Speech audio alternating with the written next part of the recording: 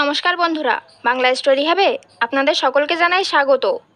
আজ শুক্রবার, যে দিনটিকে মা দুর্গার দিন হিসেবে গণ্য করা হয়, তাই অনেক জায়গায় আজকের দিনে মা দুর্গার সন্তোষী রূপের পূজা করা হয়ে থাকে। আজকের দিনে অনেকেই নিরামিষ আহার গ্রহণ করে থাকেন বা ব্রত রেখে থাকেন।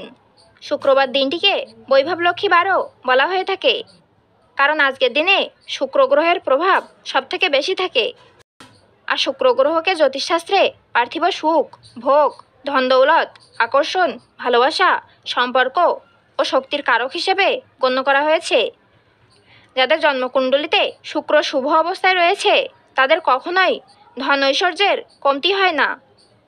অন্যদিকে শুক্র যদি অশুভ অবস্থায়, পীড়িত অবস্থায় অথবা শুক্র যদি দুর্বল থাকে তাহলে ভাগ্যের কখনোই উন্নতি হয় না। লিঙ্গজনিত সমস্যা, প্রেমে বাধা, সম্পর্কে কলহ, বিবাহে দেরি, অসুখী বিবাহিত জীবন, এই সকল কিছু লেগেই থাকে। তাই যাদের শুক্র গ্রহ দুর্বল অবস্থায় রয়েছে অথবা শুক্রদোষ রয়েছে অথবা যাদের শুক্রবার দিন জন্ম, তাদের অবশ্যই আজকের দিনে ব্রত, উপবাস অথবা নিরামিষ আহার গ্রহণ করে মা দুর্গার সন্তোষী রূপের পূজা করার কথা বলা হয়। কারণ কোনো কারণে যদি আপনি আজকের দিনে মা দুর্গার এই সন্তোষী রূপের পূজা করতে নাও পারেন, কেবলমাত্র আজকের শুক্রবারের এই ব্রতকথাটি শ্রবণ করে মা দুর্গার উদ্দেশ্যে একটি প্রদীপ প্রজ্বলন করতে পারেন, তাতেও শুক্রবারের ব্রতের পুণ্যফল অনেকাংশে লাভ করা যায়। তাই আজ শুক্রবার দিন একবার হলেও শ্রবণ করুন শুক্রবারের এই ব্রতকথা, এবং সবশেষে শুক্রবারের এই বীজমন্ত্রটি একবার হলেও মুখে আনবেন। আশা করি শুক্রবারের এই ব্রতকথাটি শ্রবণ করে আপনাদের ভালো লাগবে। শুরু করছি মা দুর্গার সন্তোষী রূপে শুক্রবারের ব্রতকথা। বহুকাল আগের কথা, এক বুড়ি এবং তার 7টি ছেলে ছিল। 7 ছেলের মধ্যে 6 জন কাজকর্ম করত, আর ছোট ছেলে রামলাল ছিল বেকার, ভাইদের গলগ্রহ।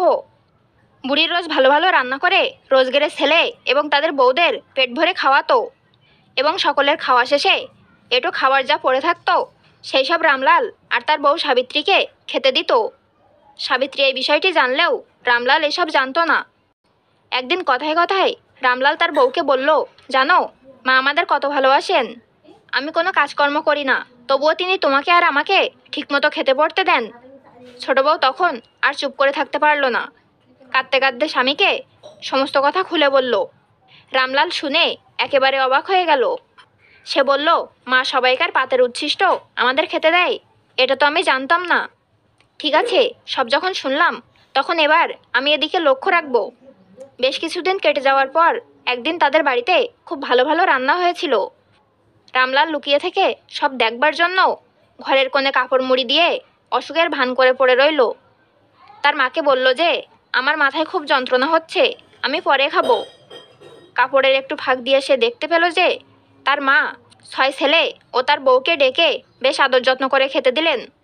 তারা খেয়ে উঠে গেলে পাতে যেসব উচ্ছিষ্ট পড়েছিল সেগুলি সব একত্রে জড়ো করে 2 ভাগে ভাগ করে তাদের দুজনের জন্য তুলে রেখে দিলেন। রামলাল মার এই ব্যবহার দেখে মনে খুব দুঃখ পেল। সেদিন সে আর কিছুই খেলো না। পরের দিন সকালে সে মাকে গিয়ে বলল, মা, আমি বিদেশে যাব ঠিক করেছি। এখানে তো কোনো কাজকর্ম জুটলো না, বিদেশে গিয়ে দেখি যদি কিছু সুবিধা হয়। বুড়ি বলল, সেই ভালো, ঘরে বসে অন্ন ধ্বংস করার চেয়ে বিদেশে গিয়ে কাজের চেষ্টা করা অনেক ভালো। বুড়ি সহজে রাজি হয়ে গেল। তাই দেখে রামলাল তার বউকে সেই কথা বলে তারও মত নিয়ে নিল। সাবিত্রী ভালোভাবে জানতো যে স্বামীকে ছেড়ে থাকলে তার কষ্ট আরও অনেক বেড়ে যাবে, তাকে আরও বেশি লাঞ্ছনা গঞ্জনা সহ্য করতে হবে, কিন্তু এছাড়া তার কোনো উপায়ও ছিল না। 3 দিন হাঁটবার পর রামলাল একটা শহরে এসে উপস্থিত হলো। অনেক জায়গায় একটা চাকরির জন্য ঘোরাঘুরি করার পর এক সওদাগরের কাছে তার খাওয়া পড়া শুদ্ধ 5 টাকা মাইনের একটা চাকরি জুটল। রামলাল নিজের বুদ্ধি আর সততার গুণে খুব শীঘ্রই সওদাগরের প্রিয়পাত্র হয়ে উঠল। এমনকি কিছুদিনের মধ্যে সওদাগর তাকে কারবারের অর্ধেক অংশীদার করে দিলেন। এদিকে বাড়িতে সাবিত্রীর উপর অত্যাচারের মাত্রা দিন দিন আরও বেড়ে চলল। আগে সে সকলের উচ্ছিষ্ট খেতে পেত, এখন শুধু পায় গমের ভুসির রুটি, আনাজের খোসা সেদ্ধ আর নুন লঙ্কা। তবু সাবিত্রী ভগবানের উপর অচল বিশ্বাস নিয়ে কেবল বলতে লাগলো, ঠাকুর, আমাদের সুদিন দাও। একদিন বনের ভেতর কাঠ কুড়াতে কুড়াতে ক্লান্ত হয়ে সে একটা মন্দিরের দরজার সামনে বসে বিশ্রাম করছিল। সেদিন ছিল শুক্রবার, মন্দিরে পুজো হচ্ছিল। সাবিত্রী একজনকে ডেকে জিজ্ঞাসা করলো, এখানে কোন ঠাকুরের পুজো হচ্ছে?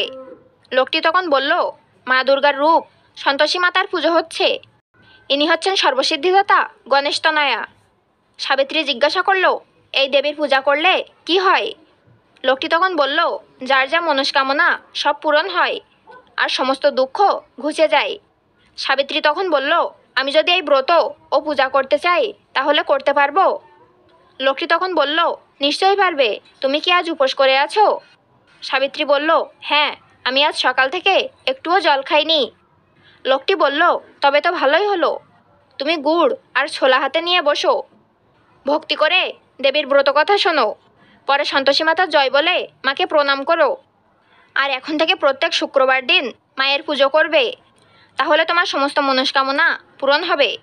পুজোর দিন তোমার ক্ষমতা মতো দেবীকে ছানা, মিষ্টি, ফল, ছোলার ডাল, শাক, ঝোলা গুড়, নিরামিষ খাবার দিয়ে ভোগ দেবে। শেষে পারলে বালক ভোজন বা দুস্থ ব্রাহ্মণ মানুষদের ভোজন করাবে।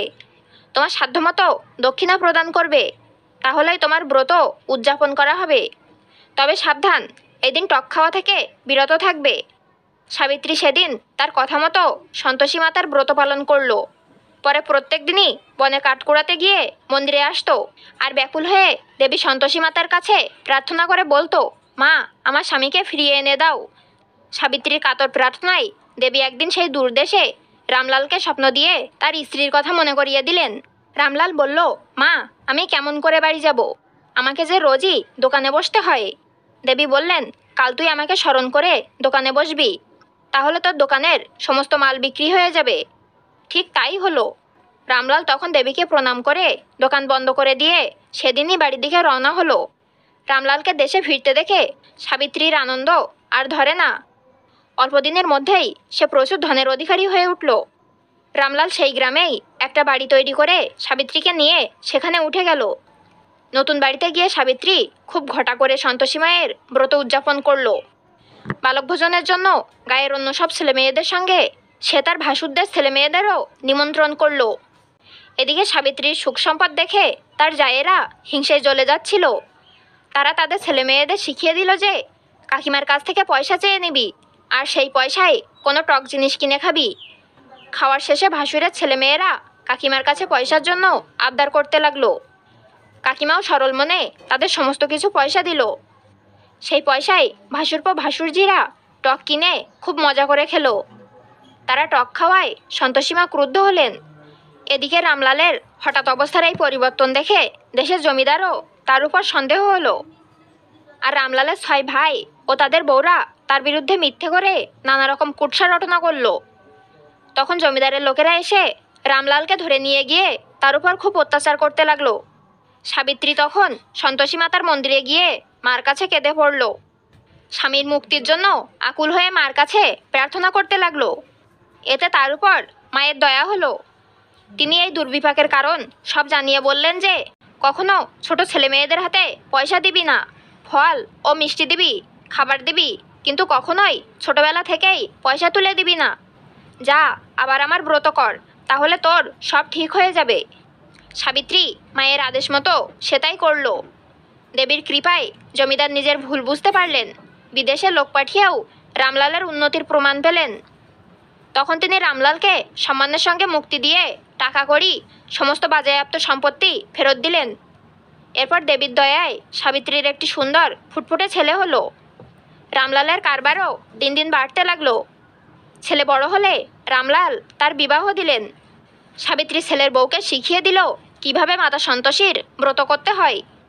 গ্রামের অন্য সমস্ত মেয়ে বউরাও এই ব্রত করতে শিখল। দিকে দিকে সর্বত্র সন্তোষী মাতার ব্রতের প্রচার হলো। সবশেষে ছেলে বউয়ের হাতে সংসারের সমস্ত দায়িত্বভার তুলে দিয়ে রামলাল এবং তার স্ত্রী সাবিত্রী স্বর্গে চলে গেল। প্রত্যেক শুক্রবারে স্নান করে শুদ্ধাচারে সন্তোষী মাতার পুজো করলে মায়ের কৃপায় সমস্ত কিছুতেই সন্তোষ প্রাপ্তি হয়।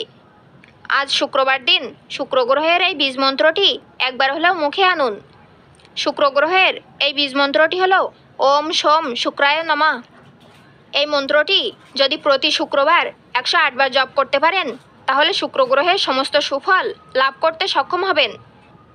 সকলেই ভালো থাকুন, সুস্থ থাকুন এই কামনা করে আজকের মতো ভিডিওটি এখানেই শেষ করলাম। ঈশ্বর আপনার মঙ্গল করুক। ধন্যবাদ।